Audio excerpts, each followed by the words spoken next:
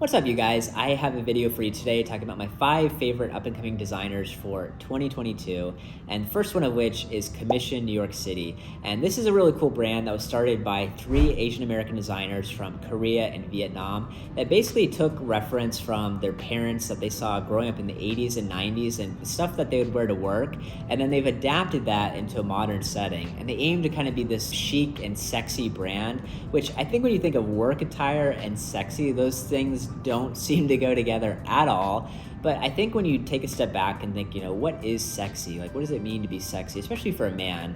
I think in today's context, a lot of times we think of, lack of clothing, showing your body is how you be sexy.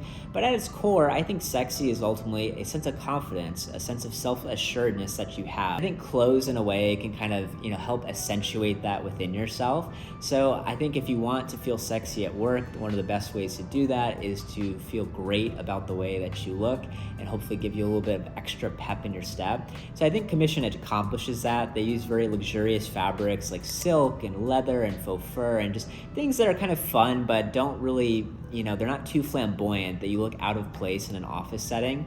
And they are the most expensive brand on this list. If you think about it, a lot of your life is going to be spent working. So at some point in the future, a lot of us will probably be back in an office setting and you'll need to dress yourself.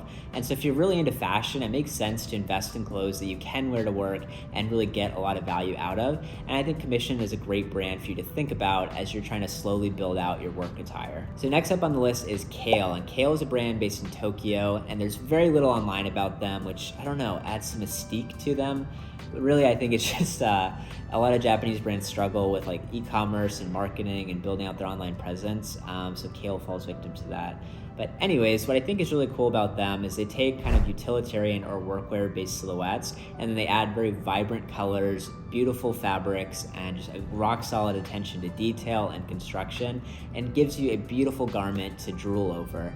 And it's nothing that's going to reinvent the wheel, but there's stuff that you can add to your wardrobe and gives just really a pop of color. They use a lot of greens and reds and blues and even pinks, which I think is really unique. A few designers that do something like that is engineered garments or TSS, but not a lot of other designers really know how to use color in an impactful and effective way, but Cale does. So I'm excited to see them continue to expand their offering and really see more from them in the future. Next up is Wythe or Wythe. How do you say it? I don't know, you don't know, but we're gonna go with Wythe, okay? And they started last year during the pandemic, and I think it's really interesting because they focus on Americana. It's basically the designer Peter said, vintage clothing has really gained a lot of popularity over the last few years. People are looking for that perfect vintage Levi's, the perfect crew neck or graphic t-shirt. But what about creating the vintage of tomorrow? The clothes that are being created today, how will they become vintage? So he tries to take this kind of classic silhouette, update it, and just make it beautiful and something that a lot of people will aspire to have in their wardrobe in the future. And it's an interesting thing, not because he's, the first person to ever think of this. That's like Visvum's tagline, new vintage. But I think that there's very few designers that are American doing Americana. In a weird way, Japan has really kind of monopolized Americana, and a lot of American designers have moved on from the genre. But Peter is one of the very few that is still focusing on it, and I think he's doing a really great job. The price points are very attainable, like the shirts are under $200, the pants a lot of times are under $200, and in today's world of fashion, that is like increasingly hard to find cool clothes for under $200, but Wythe does that. So I think they're definitely a brand to keep an eye out on in the future because it's a lot of really cool stuff to add to your wardrobe. Next up is Caudal. Caudal is this really cool brand from Kojima, Japan, and they focus a lot on denim and natural dyes and kind of being a slow fashion, sustainable brand, and I think it's really cool. They've been dubbed like the new Visvum because they focus a lot on craftsmanship and old world processes, and it's a lot of kind of Japanese Americana. So what I really like is a lot of their washes on their denim. They have this great attention to detail and the colors that they achieve and the fading on the denim. They also have these really great luxurious fabric choices, like they have this silk cotton blend that they use for a lot of their long sleeve shirts and hats that apparently is phenomenal. And the brand is just very small and they're willing to do customizations on the order. So it's just a kind of neat way for you to get something from a really cool up and coming brand like Caudal. One thing I will say is that there are some stockists here in the US, but if you buy direct from the brand, it'll probably be a little bit cheaper from Japan than it would be buying from a US stockist.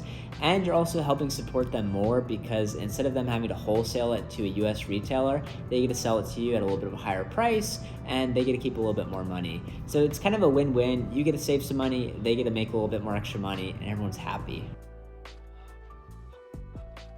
And lastly, we have Miriam Masri, Zadeh, and she started out in 2008 as a retailer in New York City and has since expanded to design women's wear, where she gained this big following for her accessories and footwear. She really seems to have this knack for capturing kind of like this laid-back Mediterranean style, which she grew up in, I think, Turkey. So she really kind of channels that with some of the fast-paced and nitty-gritty nature of New York City to have this pretty interesting line of basics within her menswear offering.